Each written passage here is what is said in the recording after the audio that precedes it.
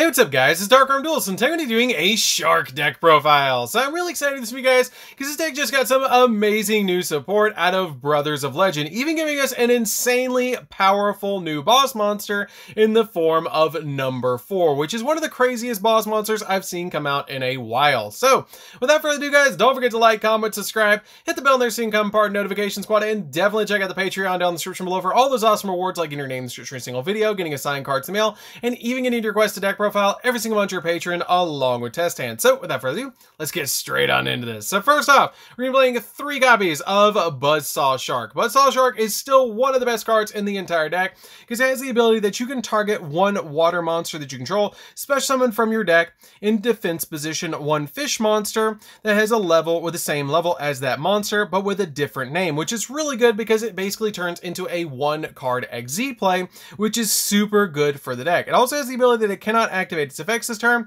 and also you cannot special summon monsters from the X deck for the rest of the turn except for XZ monsters, which is not too big of a deal for this particular card because it's going to get you into some really insane plays. We then play a single copy of Lantern Shark. I've bumped Lantern down to 1 in this particular build because we're not going into all those rank 5s and rank 3s that we were before because of all the new great boss monsters that we've actually gotten. If this card is normal or special summon, you can activate the effect, special summon a level 3, 4, or 5 water monster from your hand in defense position except another copy of itself, but you can't special summon monsters from your X deck for the rest of the turn except for XZ monsters, which is pretty good just to be able to get an additional monster on your side of the field. We then play a single copy of Right Hand Shark. We play Right Hand Shark because of its effect of when it's used as a material, it cannot be destroyed. The monster that is summoned using this card as a material cannot be destroyed by battle because there's a card called Crooked Cook that will actually combo with this card, basically making the card unoutable, which is absolutely insane. We then play 3 copies of the Tinny Spirit, the Water Tinny Spirit. This card is a special summon for free if you control no effect monsters, which is the big reason that you're playing this card as a 3-up. We then play 3 copies of Silent Angler.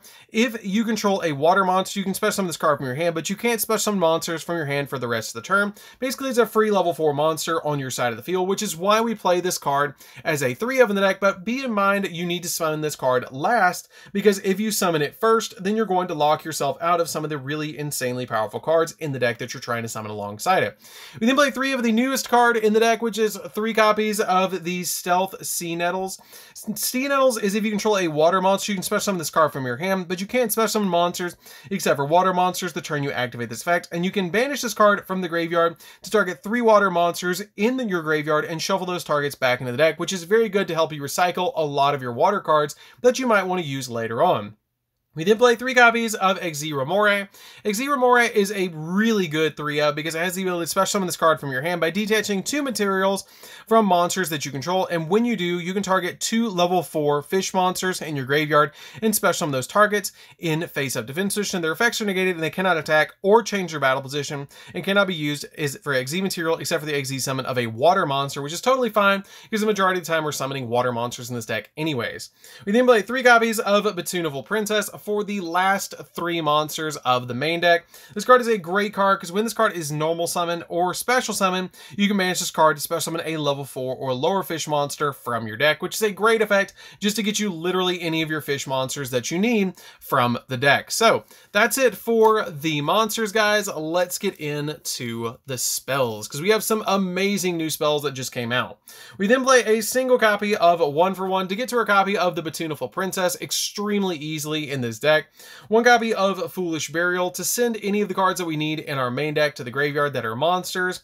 A single copy of Instant Fusion because Instant Fusion lets us special summon out one of our monsters from the X deck and basically is a level 4 water monster, which is what's really important about this card. We then play just 2 copies of Ready Fusion. I feel like 2 and 1 is fine. You could play 3 Ready Fusion if you want to, but I feel like 1 and 2 is fine because you just want 3 of this card in general. I did consider dropping the 1 for 1 for another copy of Ready Fusion if you guys want to do that, but we only have 1 target in the extra deck for this card, which is why I'm playing just 3 copies around of it, because basically what this card does is you pay 1,000 life points, special summon a level 6 or lower non-effect monster from your extra deck, and then Instant Fusion is pay 1,000 life points, special summon a level 5 monster from the extra deck, where the monster that's in the extra deck is a level 4 fish. We then play 3 copies of Forbidden Chalice, because this card is one of the hand traps that we're going to be using in the deck, because what this card basically does is it negates monster effects, and then the monster gains 400 attack, but it's a really good card for this deck to be able to stop certain things, because basically you're just trying to protect your number 4 from different monsters destroying it, which is very, very important. We then play 3 copies of White Mirror. This card is an insanely good card. This card is one of the best cards that we got out of Brothers of Legend, in my opinion, because it lets us target a level 4 or lower fish monster in the graveyard and then special summon it. And it's basically a monster reborn, but it gets better, because it has the ability that you get to add 1 monster from your deck to your hand with the same original name as that special summon monster. So if you special summon back a Buzzsaw Shark, you get to add a Buzzsaw Shark from your deck to your hand. So basically it's a monster reborn and a Rhoda tied into one, which is just really, really good, because you're going to get all sorts of really insane plays, which is a definite 3-of in literally every fish deck from now on. We then play 3 copies of Pot of Desires. Pot of Desires is here because we don't super care if we banish certain cards out of the main deck. We do have a lot of 1-ofs in the deck, like our copies of Lantern Shark and Right Hand Shark, but cards like your copies of Ready Fusion, 1-for-1 and stuff like that, you're not super worried if you banish them, and that extra +1 does help out a lot, because you're trying to get into the deck to get some really amazing cards. So that's it for the spells, guys. Let's get into the traps.